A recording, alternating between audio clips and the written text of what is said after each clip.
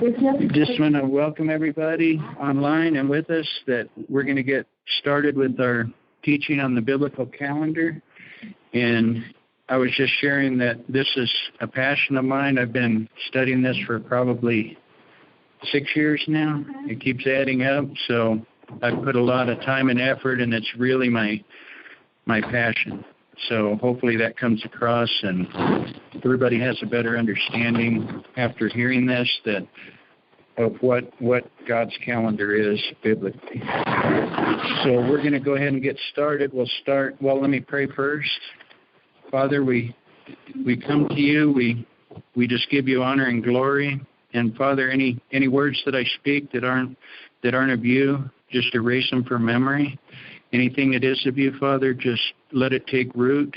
And we just ask you to nourish it, water it, and just make it grow within us that we might have better understanding of who you are.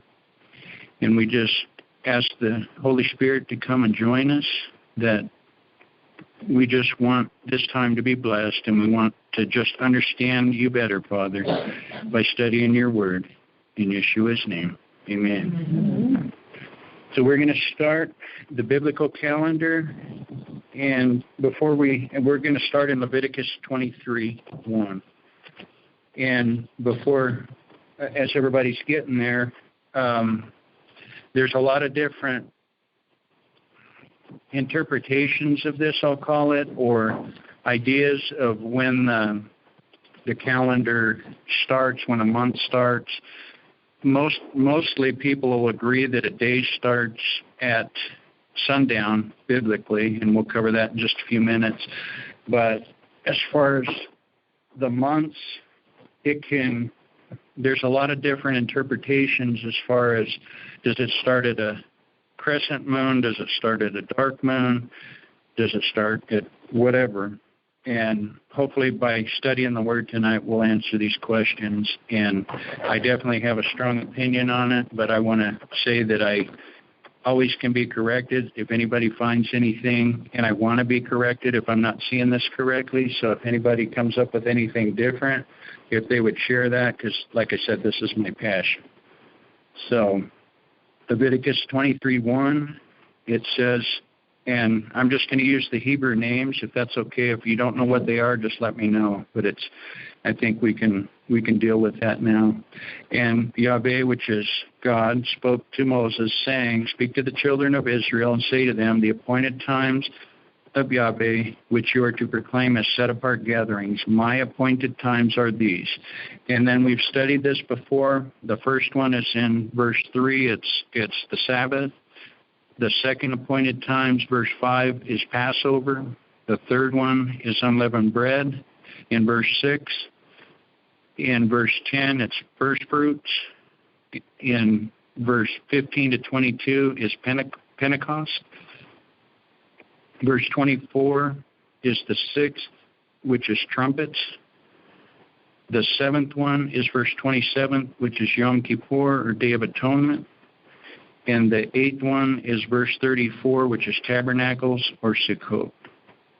So for us to be able to follow his appointed times, we need to understand when his appointed times are in the year. He doesn't go by the Gregorian calendar that we use, or by any other calendar but his.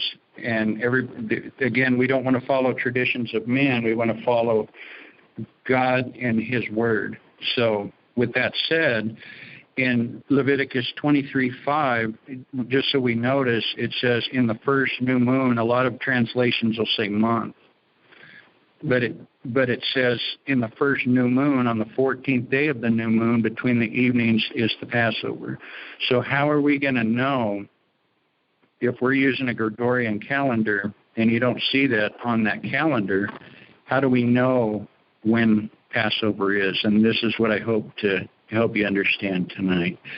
So where I started with this was, again, when I was told that I have to be accountable on that day. I've said this almost every time we've got together, but I'm going to give an account of what I did with his word in my walk, just like everybody else is. So when I heard that, I said, well, I want to know when these appointed times are so that I can give a good accounting that I followed them to the best of my ability. I wanted to spend the time. And so with that said, it just became a burning desire in me to understand this. So where I started was I went to the Hebrew word for new moon, and I went into the original writings and found the word that's for month or new moon, and it's Strong's 2318, and it's the word chodesh, not chodesh, which is holy, but it's a Chodesh. It's chodesh, and it means the new moon or month. Okay, and what it doesn't say is crescent moon. And a lot of on the Jewish calendar, you'll see that they start their months on a crescent moon.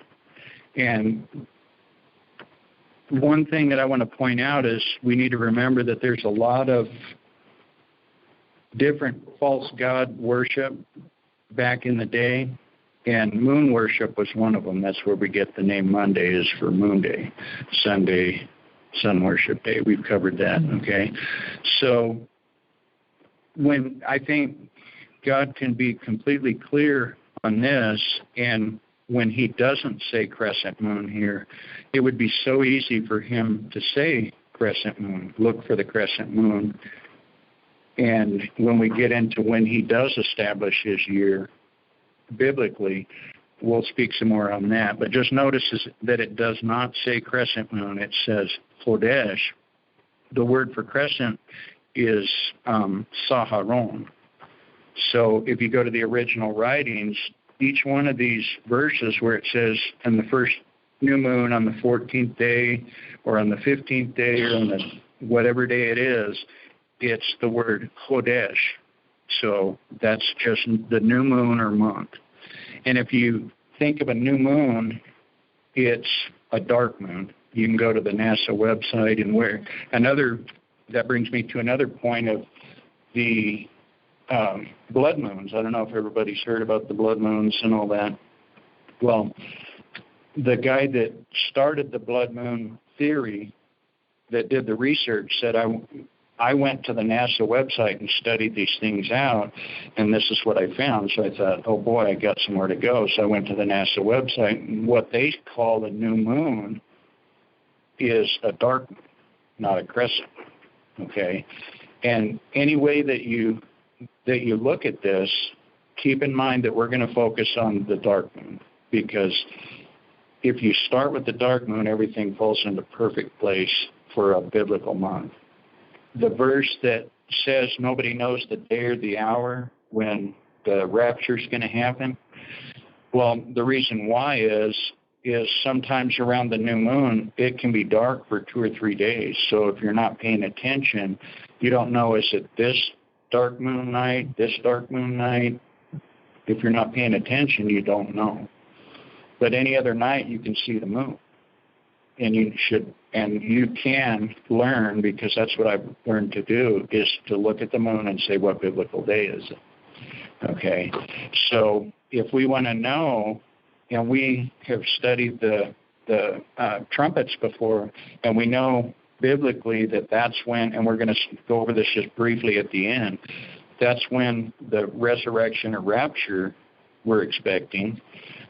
And it says on the 7th month, first day. Well, the first day, if it's a dark moon, then that would satisfy. We don't know the day or the hour, because it could be over a 2 or 3 day period. Mm-hmm.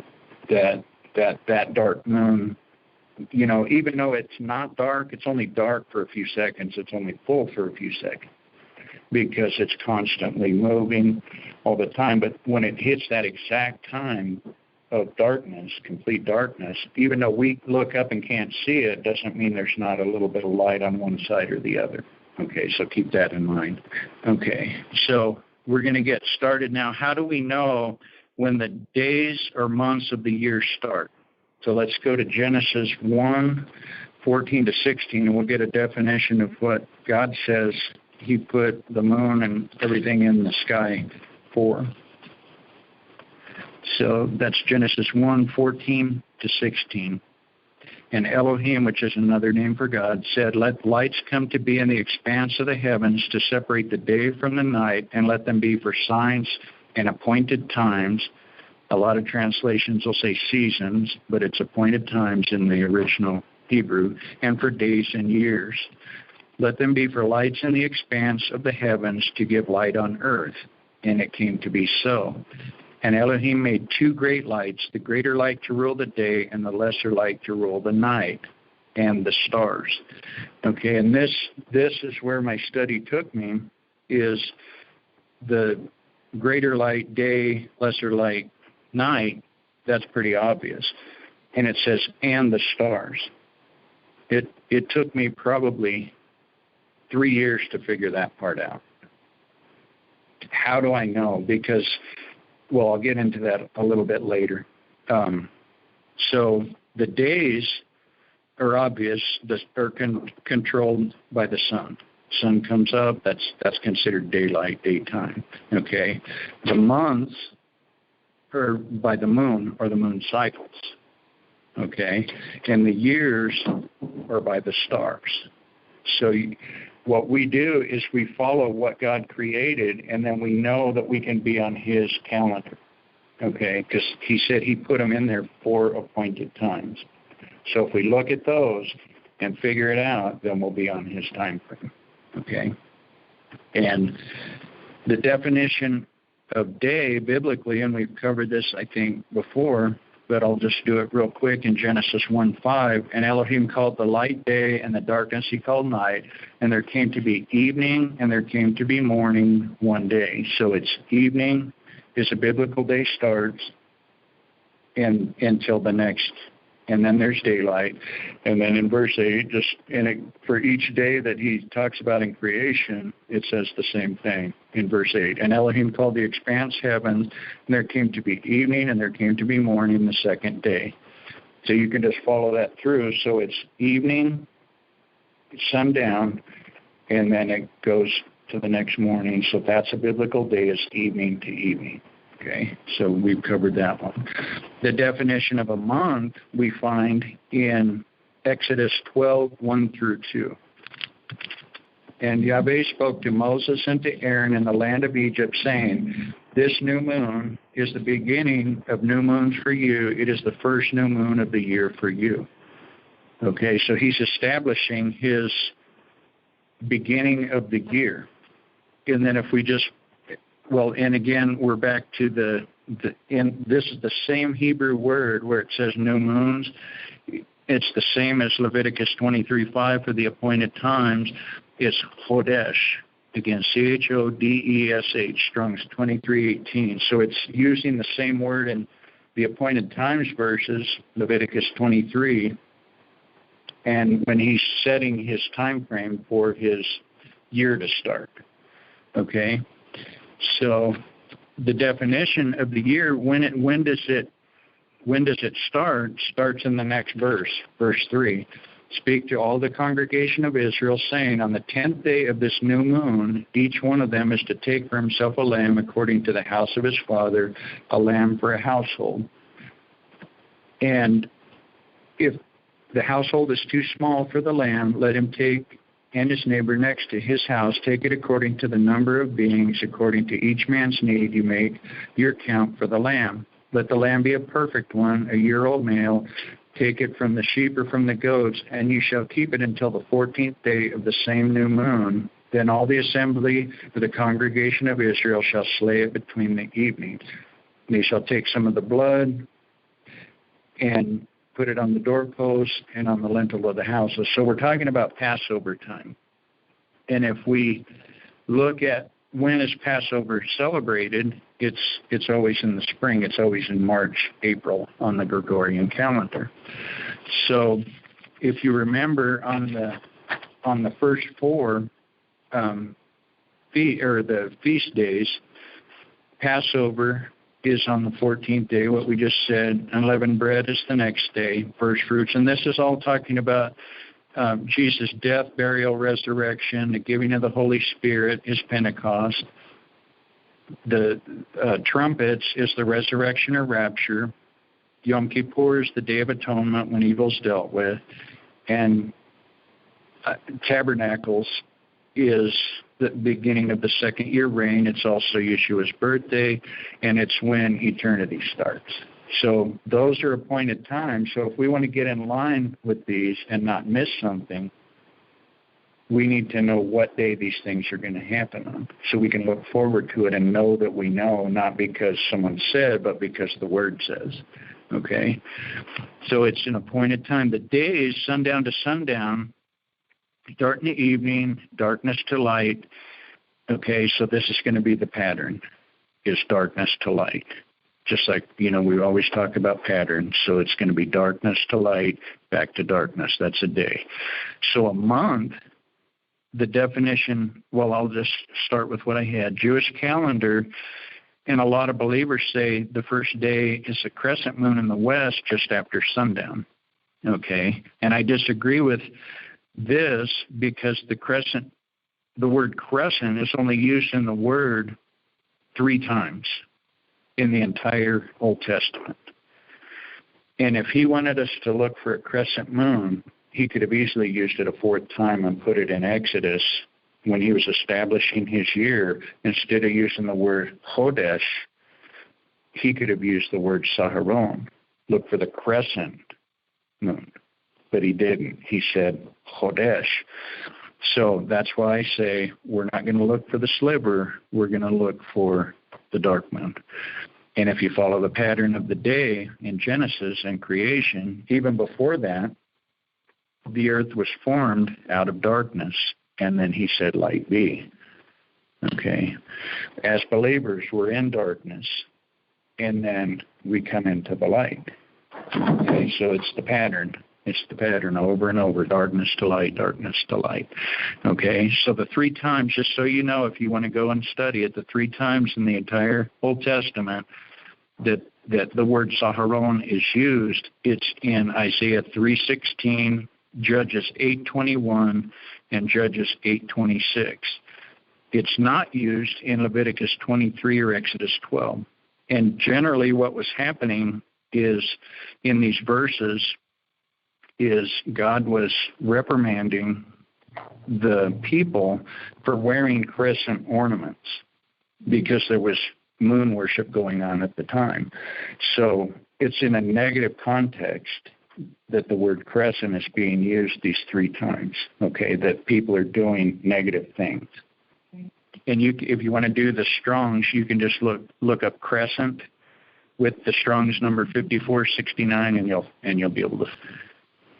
Okay, so the month, from what I've studied, is on the new or the dark moon, because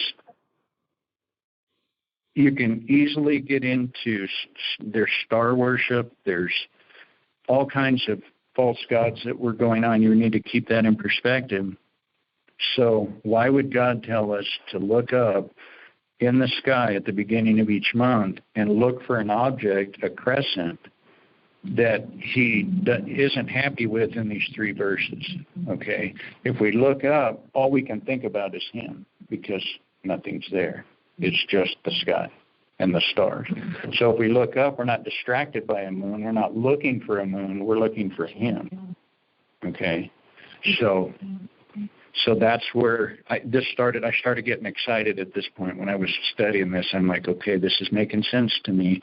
But I'm telling you, there's just as much passion on the crescent side as there is on the dark moon side. Again, we want to follow the pattern. A month starts in darkness, and then it goes into a full moon light, and then it ends back in darkness. Okay, the one thing you'll get everybody to agree on that studies the calendar is that the full moon is the middle of the biblical month. Okay, and this is where I had to do fractions, and it really hurt to do that because it had been a while. When you start with a crescent moon, okay, let me do this. There's 29 and a half days in a moon cycle. and there's some change behind that, but I'll spare you the details. So 29 and a half days. If you start on a crescent moon, then, and you count, half of 29 and a half is 14 3/4. So if you started a crescent, then you go to the full moon, that's 13 3/4 days. So what the people that start with the crescent are telling me is that God didn't give us a perfect full moon for the middle of the month. He gave us a perfect full moon and a little bit to get to the 14 3/4 day. That he's too precise for that. That is not that. So then if you go to the 7, okay, if you divide it up, it's 7 3/8 days. And this is where it gets really hard to start calculating days and months and everything. When you go from a dark moon and you'll look in the sky, and as the moon comes up, the second day, I say, of the month, you'll see a little crescent come up, and it'll be pointing to the east just after sundown, and it'll drop back down. Okay, each day it comes a little higher, and then a little more of a crescent, and then it drops down, and it's always later each day by like 52 minutes. Okay, so when you get to the 7 3/8 day, because that's a quarter of 29 and a half. So if you take 29 and a half, divide by 4, okay, and what I'm doing is I'm going to show you that God is so precise. Any time in the month, if we get lost, on the 7th, I'll just say 7th day to make it easy, you'll see the moon, and you'll see, and it's been this way since the 4th day of creation.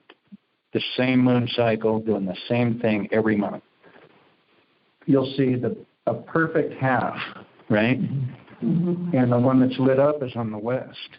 It still looks like it would be pointing, but it's perfectly in half like this.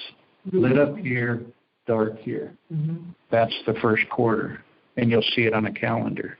It'll say first quarter. Mm-hmm. It'll say new moon. It'll say full moon. It'll say last phase or first phase or whatever it says. Okay, so the first quarter of the month, if you weren't paying attention, and then all of a sudden you go, what day is it? And you look up and you see a perfect basically, yeah, pointing to the east. That's the 7th day. Okay, and then it'll continue to go. Then about on the 12th day, it'll start rising in the east, and it'll almost look full. Mm-hmm. But on the 15th day, which is 14 3/4, right. But on the 15th day, the middle of the month, the way that it'll look full like 3 or 4 days. And you have to really look at it, but there'll be like a tiny little spot that's not. Mm-hmm. The marker that you use is before it's halfway, the moon will continue to come up before the sun goes down. Okay, on the 14 3/4 or 15th day, middle of the month, the sun will set, and within 30 to 45 minutes, the moon will rise, and that's how you know it's full. The day before, the sun will almost set, and the moon will come up, and it won't quite be perfect full. The day after, it does just the opposite. Okay, so, and I know this is a lot to take in, but so he gives us the dark as the beginning. He gives us a perfect half pointing east for the first quarter. He makes it so simple, even though this is hard to hear the first time. And we're recording this, so you can go back and hear it again. On the day 22 and 1/8, you'll see a perfect half, but you'll see from the east side of it, it'll be just the opposite of the 7th day. So this is the last quarter, okay? You'll see a perfect half. The east side is lit up, so it's like it's pointing to the west. So that's day 22, okay? Then you get to the end of the month. The day before the end of the month, in the morning, remember in the right after the first day, you see the sliver come up in the evening and go down. On the last day, you see in the morning, right before sunrise, you see the sliver come up and go down. My question was, why did they pick the evening sliver and not the morning sliver? There's two slivers. Why? I couldn't get an answer. But again, if you think about, it would be half plus a little using the sliver on either side. Okay? And going back the other way, it would be full plus a little bit, or minus a little bit, depending on your perspective. So it doesn't make sense. What makes sense is it's completely dark. You just know him. You look for him to start the month. Halfway through the first half of the month, it's day 7, you see a perfect half. The middle of the month, you see a perfect full moon. And he gives us the same exact thing since day 4. The sun sets, within half hour to 45 minutes, the full moon rises. Every month it happens, every month. And you'll get to the point where you understand that it's about this time of the month. So instead of me looking this way, I'll just walk outside and look this way because I know it should be over here. And you just start training yourself to look for it. It should come up. It may or may not be visible to us, but it definitely will come up as a sliver. It's already a sliver 2 seconds after it's dark because it's constantly moving and rotating and turning. So there's only one point of the month where it's completely dark, one point where it's completely full, but we're so far away and without telescopes you can't see sometimes, which brings us back to nobody knows the day or the hour. If you're not paying attention, it also says we should know the day, and I have a theory on we should know the hour too. We'll do that another time. So based on this teaching, so if we're wanting to be in line with his calendar, he tells us what time of year in Exodus 12 that the year starts. In Exodus 12, it says, in verse 1, it says, and the question was, in case you didn't hear, was when do we know what time of year is it when the year starts? How do we know? And the answer is in Exodus 12, 1 and 2. It says, and Yahweh spoke to Moses and to Aaron in the land of Egypt, saying, this new moon is the beginning of new moons or months for you. It is the first new moon of the year for you. And then right after that, in verse 3, it says, on the 10th day of this new moon, and you select your Passover lamb. So just by understanding when Passover is, you can understand when the year starts. And I'm going to tell you something in a little bit that'll just reinforce it. And it's so simple to know when the year starts just by looking at the stars. And in the Hebrew word aviv, that means beginning? That means spring up. It's only the only month, biblically, the only month that has a name. God puts, as you saw, he puts in the first month on this day. He doesn't use the Greek god names for months like we do. He says in the first month. So there's no way you can interpret any kind of false worship into that. You just follow what it says. This is the first new moon or month. It's the first Chodesh of the year for you. And then right after that, it talks about going into Passover. So if we go from Passover is on and this is really cool. I wasn't going to do this, but I'm going to. Passover is an exact foreshadowing of Jesus coming into Jerusalem when he was going to be sacrificed. He came in on the 10th day of the first month. He rode the donkey into Jerusalem. He was, and it said, but let the lamb be, in verse 5 of Exodus, let the lamb be a perfect one, a year-old male, take it from sheep or goats. So it can't have any blemish. So what that's foreshadowing there is Yeshua. Mm-hmm. okay, because he's the only one without a blemish. Then what happens to the sheep? It's slain. Okay. Then what happens after it's slain? You apply the blood. And then the blood, once you've applied the blood to us personally, that gives us our deliverance. Okay? That's the sign of the covenant. That's the free gift that God gave us. And the last thing it says to do in the Passover is to do this in remembrance. So every year it happened. Passover happened on the 14th day of the first month. Okay. What's even more fascinating is when it was happening at the temple, they were doing the traditional, the biblical Passover. Okay, the foreshadowing. What was happening right outside of the temple was Jesus, Yeshua, was carrying his cross up so that he was going to be slain. He was slain at the exact time that the Passover lamb was slain, on the exact day. Isn't that amazing? Mm-hmm. And people, just like I'm saying, we would probably do the same thing. We're focused on this, and what God's trying to get us to see was just right next to him. If they would have just turned and looked, they would have saw Yeshua. And that's what this is all about. But they didn't, just like we don't. Okay? That's why we want to stay focused. I wasn't going to do that, but I'm glad I did. Okay, so let me give those real quick. Let me give the calculations. So each quarter of the month is 7 3/8 days. So the first quarter, obviously 7 3/8. The full moon would be 14 3/4. So the middle of the month would be day 14 3/4. The last quarter of the month is day 22 1/8,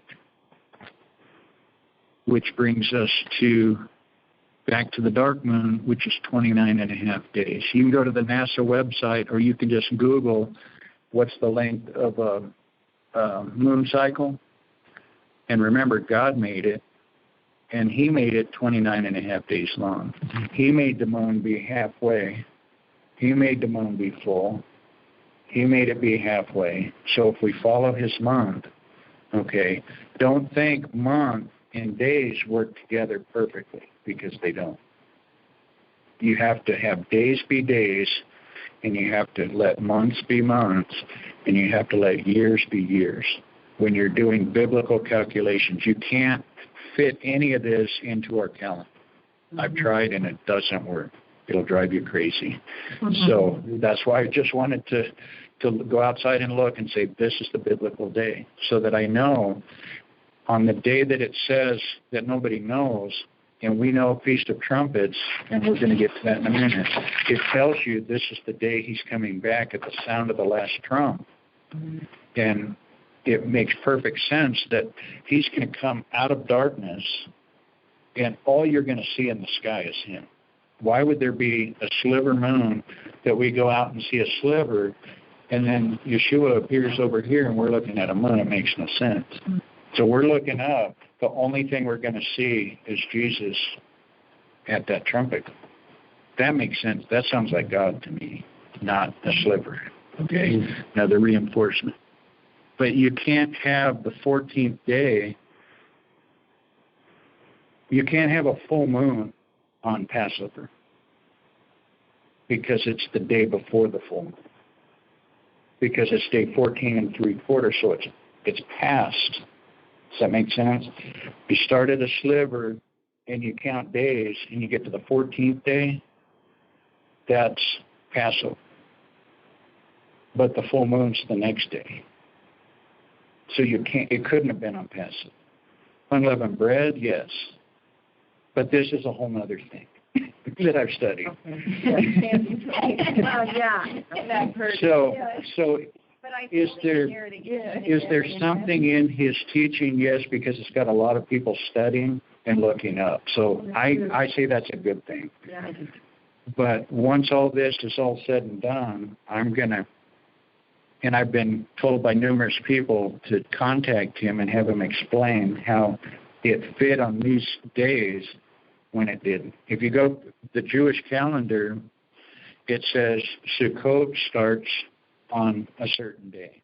And last year, for example, it was a Tuesday and it's evening to evening. He said it started on the first day of Sukkot, was the blood moon in the fall of last year. Okay. But it couldn't be because Sukkot starts on the 15th day. And the only way you can be on the 15th day is for there to be a full moon. So I went and I did a study on the NASA site. What does it take to have a full moon? It has to be an eclipse. And the only way you can have an eclipse is if it's a full moon. So on the 13th day going into the 14th, you can't have a full moon. And that's when they said the first day of Sukkot. Well, Sukkot's on the 15th day. So at 14 3/4 day evening till the next day, it would fit perfect right there. So it's just an interpretation of which day. And see, the Jewish calendar is what most believers go by that are starting to study these things. And if you go from the sliver in any month until the full moon, it's 13 3/4 days. So then but they agree that the full moon's in the middle of the month. Okay, so if you take the full moon and you count from the full moon all the way back to another sliver, you have 15 3/4 days. So what they're saying is you have 13 3/4 days in the first half of the month, and you have 15 3/4 in the second half. That doesn't sound like God to me again. He's perfect. It seems like when, Doug started studying this and sharing it with me, I would be kind of like, okay, but does it really need to matter that technical? But his study presents a case that it really does matter. You have to be precise, just like God's precise. And he put it in here for a reason. And he says, seek and you'll find. And so with that thought, I started understanding, okay, I need to be that precise too. So now we're going to, just to kind of reinforce this a little bit, let's go to Amos 8, 4 through 7. And I hope you're not thoroughly confused, because to me it's really simple. It's a quarter, it's full, it's a quarter, and it's dark. It's that simple. And this will answer your question earlier. How do you know, or how did they know when it was dark, when it was the new moon? Okay, so this is going to explain for people who are not paying attention. And then it'll help us because we will be paying attention. But see, and what I'm going to end with is if you seek him, you'll find him. I've been seeking him on this for 6 years, and I'm still learning. So, but you can find him. Sometimes it takes a whole lot of seeking to get there. At least for me, it does. So Amos 8:4. Hear this, you who are swallowing up the needy, to do away with the poor of the land. That doesn't sound like believers to me. Saying, when does the new moon pass, so that we sell grain, and the Sabbath, so that we trade our wheat, to make an ephah of small and a shekel large, and to falsify the scales by deceit. So in other words, these aren't believers who are trying to bless people. They want to know when the new moon passes.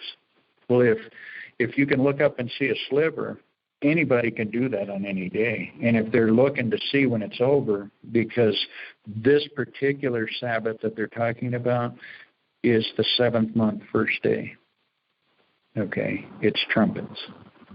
That's the only day that, it's the only feast that's on the first day of the month. All the other ones are 14th day, 15th day, 21st day, whatever it might be.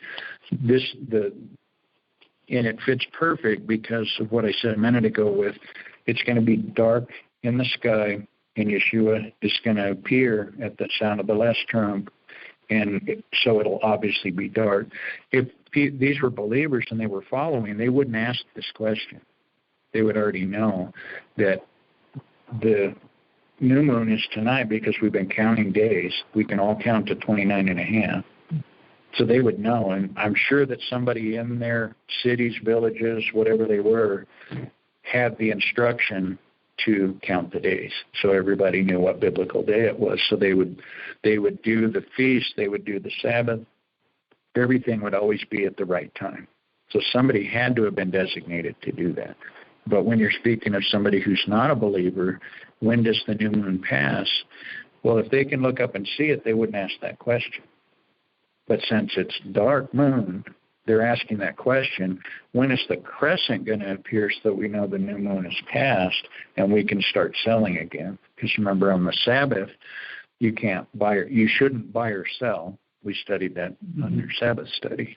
Okay. So everything's shut down in Jerusalem. Nobody's buying and selling. So they're asking this question, when can we restart selling again?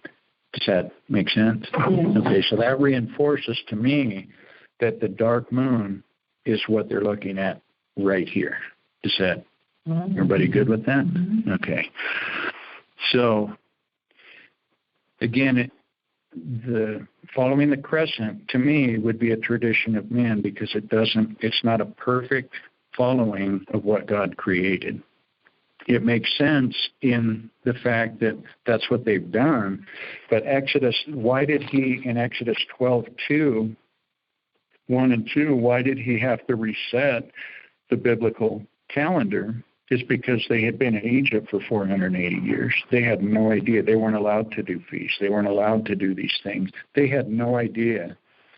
I mean, think about the generations that passed that had never even heard of when the year would start.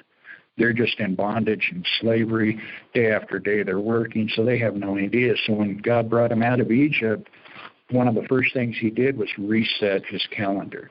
That's what Exodus 12:2 is all about. It's resetting his time. Okay, so now we're to the stars for the year. And how do we follow this? One of the things that comes out of Israel is there's a group of men, they're designated, that make a proclamation that the barley, we used the word Aviv earlier. Aviv isn't ripe. Aviv barley is when it comes up and it starts it's not quite ripe. It's just before ripe. I'll spare the details. Okay. Well, when they see that the barley is Aviv in Israel, they tell the rest of the world that Passover's coming. Okay. Again, I went back to, I need to know this. I'm accountable. Doesn't matter what the guys in Israel say. If they're right, great. But I can answer for myself. I'm not just going to listen to what they say and do it. So how do I find out for myself? Okay, the second thing is, what if communications somehow failed that day?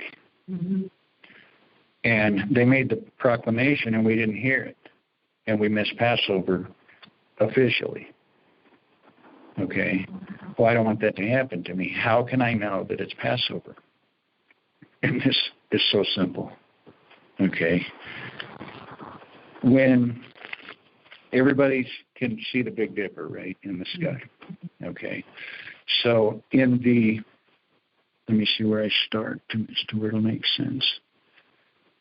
Okay, in the summer, if you look up, I said there's only one way that I can find this out, and that's to ask him. So what I did, I went out and I saw the Big Dipper. It's summertime, and it's way up in the sky. Okay, the days are the longest. It's in June. The Big Dipper's way up high. And remember that the Earth is going to rotate, and we're in the northern hemisphere, and we're almost on the exact same parallel as Israel. So what they see, we see about 8-9 hours later. So the Big Dipper's here. Well, when you get to fall, the Big Dipper starts moving down in the sky, okay, because we're rotating away from it. Does that make sense? So right now, the Big Dipper's way down in the northwest sky. So we know that winter's coming because it's going to be the darkest part of the year. okay? But in the fall, it's like the stars are falling, the Big Dipper's falling. And it'll stay there until just before the beginning of the year. The barley in Israel can't germinate the seeds and start growing until we see ourselves, the earth has to start moving back towards the sun to heat the earth so the seeds will germinate. They can spring up, which Aviv, spring up. And then, so when I see the Big Dipper starting to move in the sky, and it's starting to get warmer, and you know you're starting to see little sprouts, the next new moon is the first of the year. And then when it comes time for the first part of the year, I watch the Big Dipper. It's only when I can see. And it works perfect. As soon as, right now, if you go out and it's clear, you'll see it way down on the horizon. But as spring starts to happen, we start rotating back towards it. It appears to spring up. The Big Dipper's springing up in the sky. And when it's significantly moved, Passover's coming, because the barley's Aviv, it has sprung up. And then you might see just the tail of it way in the middle of winter, but it's still there. So, but once you start seeing it come up, you know the earth is in the northern hemisphere, and Israel is starting to heat up. Okay, so what the barley is a result of what God's doing. Okay, it's not, the barley doesn't dictate God's calendar. God dictates it. The barley is a result of what God's doing. So I want to line up with what God's doing, because if the communications are down in Israel, for whatever reason, I can still know when the beginning of the year is. Just to throw a little thing in is during the cycle, occasionally you'll see a 13th month. There's 12 biblical months, and then occasionally you'll see a 13th. Just like we have leap year for us every 4 years. You'll pretty much see the same thing with months on the biblical calendar. About 4 times in 18 years, you'll see an extra month. So it's about every 4 years. You'll see a 13th month in the biblical calendar. That's how he chose to do it. Why, I have no idea. But that's how, like this year is going to be a 13th month, because if you count, we just started tonight the 9th month. Well, we would be in February on the 12th month, and Passover, the beginning of the year, is always in March and April. So he resets, just like he resets the months, just like he resets the days. It's the same cycle over and over. It's darkness to light on everything, okay? So when it's the 13th month, that means this is where it starts getting crazy, and I'll probably have to stop. Darn. The 29 and a half days, okay? If you factor that out over a few years, and you're saying days happen from sundown to sundown, how do you fit days into that moon cycle? You really can't. That's why I said the days stand alone, the months stand alone, and the year stands alone. Okay? So just because we say that it's 29 and a half days, God created the moon phase. We can always get back in line with it by looking, is it half? Is it dark? Is it full? Is it half coming back? We can always reset what we're doing, okay, as far as knowing biblically. Then on the 13th month, well, all you have to do to know that is just watch the dipper. And you'll say, well, the 12th month happened 2 weeks ago. I don't see it moving, so I know there's going to be a 13th month. Mm-hmm. So you just add them up. You just continue to watch. And the whole point is, if we're doing what we're supposed to do and we're focused on him and his creation, we'll always know if it's 12 months, if it's 13 months, if it's the 7th month, is it the 9th month, like today is the first day of the 9th month. And I didn't realize that till last night. I thought, how cool, that it's happening tonight. So now all of this said, what's the point? How do we apply it? How do we apply it today, and what do we need to know it for? Well, one thing, we kind of touched on it earlier, and you don't have to go there because we've done it before. Leviticus 23:4 is the Day of Trumpets. And we know that, so let's not go there. Let's go to 1 Thessalonians 4:13 through 18. But we're going to be speaking about trumpets, and if we want to know what day trumpets is on and know what day we're supposed to be looking up because our redemption draweth nigh, then we need to know God's calendar, we need to know His appointed times, and we need to know what time of year we're supposed to know it. And so that's the motivation, and this is one reason why you would want to know, and it's the biggest reason, in my opinion, why you would want to know what time of year is it. 1 Thessalonians 4:13. Now, brothers, we do not wish you to be ignorant concerning those who have fallen asleep or died, lest you be sad as others who have no expectation. For if we believe that Yeshua died and rose again, so also Elohim shall bring with him those who sleep in Yeshua. For this we say to you by the word of the Master, that we the living who are left over at the coming of the Master shall in no way go before those who are asleep. Because the Master himself shall come down from heaven with a shout, with the voice of a chief messenger or angel, and with the trumpet or shofar of Elohim, and the dead in Messiah shall rise first. Then we, the living who are left over, shall be caught away together with them in the clouds to meet the Master in the air, and so we shall always be with the Master. So then encourage one another with these words. So just so you know, on trumpets, as a reminder, the only thing you do is come together and blow the shofar. That's all you do for the Feast of Trumpets. Remember, we did that? So it's just, that's what you do. So there's not a whole lot of things that are going on there. So you're focused on the trumpet. Well, right here, it sounds like not a whole lot's going to be going on. We're going to be focused on that trumpet. Okay, it says in 1 Thessalonians 5:1, now, brothers, as to the times and to the seasons or appointed times, you do not need to be written to, for you yourself, in other words, you should already know. Okay. For you yourselves know very well that the day of the Lord, or Yahweh, comes as a thief in the night. Not for believers, I'm adding. For when they say peace and safety, then suddenly destruction comes upon them, the people that don't know.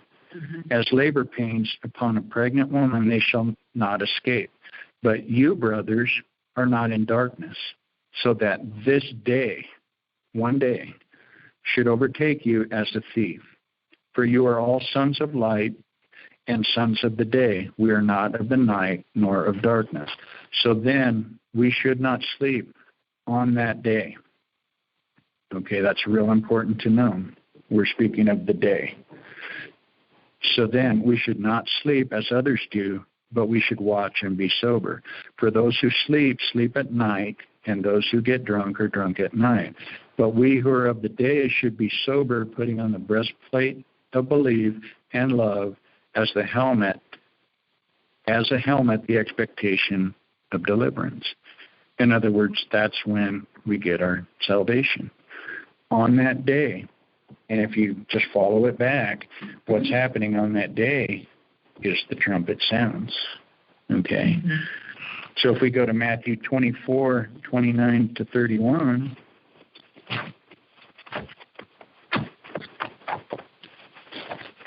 and it can't just be any day.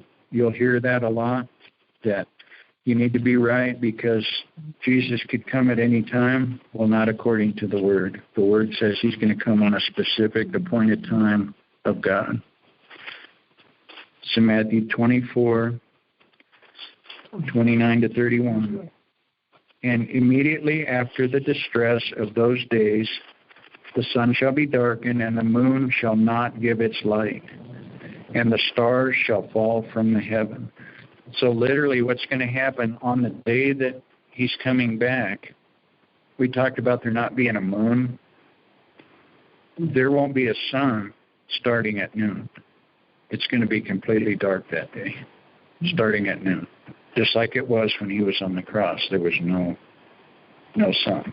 The sun shall be darkened, and the moon shall not give its light. Does that sound like a sliver, or does that sound like a dark moon? Okay, 7th month, first day is what we're talking about. First day of the month. There won't be a sliver. And the stars shall fall from the heaven. There won't be sun, there won't be moon, there won't be stars. It'll be pitch black everywhere. You couldn't possibly miss when that trumpet sounds, because if we're watching, because we know that the day that this happens, okay, so there's no sun, no moon, no stars.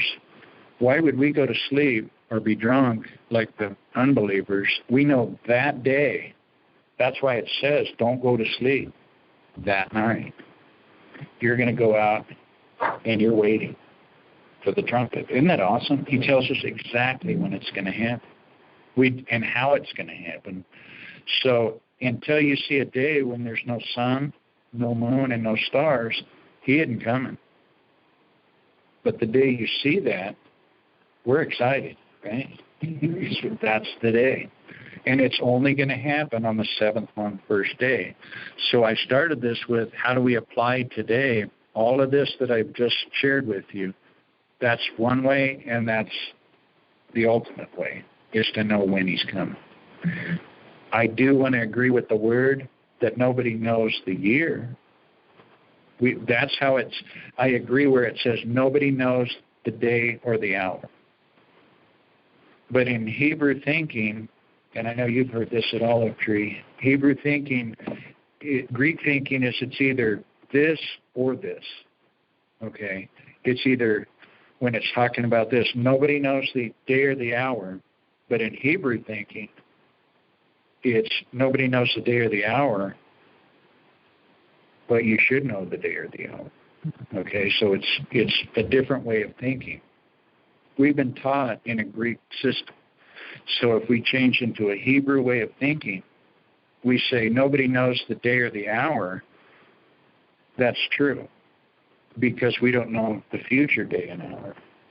But if we follow the Word and we follow the appointed times and we look at Thessalonians, it tells us the day. And matter of fact, I was studying this once and I said, well, what about the hour? If he tells us the day, then we have to know the hour too, if we're thinking Hebraically, okay? So what happened back in Exodus 12 at the Passover, and I think I've shared this with you before, but it says in Exodus 12:29, this is after they've done the Passover slaughter. They've applied the blood to the doorpost. And in verse 29, this is where we are. And it came to be at midnight that Yahweh struck all the firstborn in the land of Egypt, from the firstborn of Pharaoh who sat on his throne to the firstborn of the captive who was in the dungeon, and all the firstborn of the livestock. Okay, what caught my attention was, and it came to be at midnight. Well, if you do a word study on the Hebrew for midnight, it doesn't mean midnight like 12 o'clock midnight. It means middle of the night. Okay? So if he delivered, and he's in patterns and he foreshadows, if he delivered the believers out of Egypt in the middle of the night, well, when do you think it's going to happen? When he brings us out of our Egypt and gives us our salvation. It's already told us. This is why it says you don't have to be written to. You know the day and the hour, but nobody knows the day and the hour. Okay? We know the day and the hour. It's 7th month, first day, in the middle of the night. And we could probably look at that day and say, sundown's here, sunrise the next morning is here, and we could go halfway, and that's when it's going to happen. So we know the day and the hour, probably down to the minute and second. So, because we're supposed to know. But I also agree that we don't know the day or the hour, but it's speaking there of the future day. We don't know which year God's going to do this. So it's both. Does that make sense? Mm-hmm. Isn't that cool? Mm-hmm. That's very cool. So we need to know what's going to happen on that day, but we don't know which year. But if we're doing what we're supposed to do, first thing that a lot of people will think is, oh, well, I can do whatever I want and I'll get right on that day. Well, what if you die before that, unexpectedly? You're in trouble.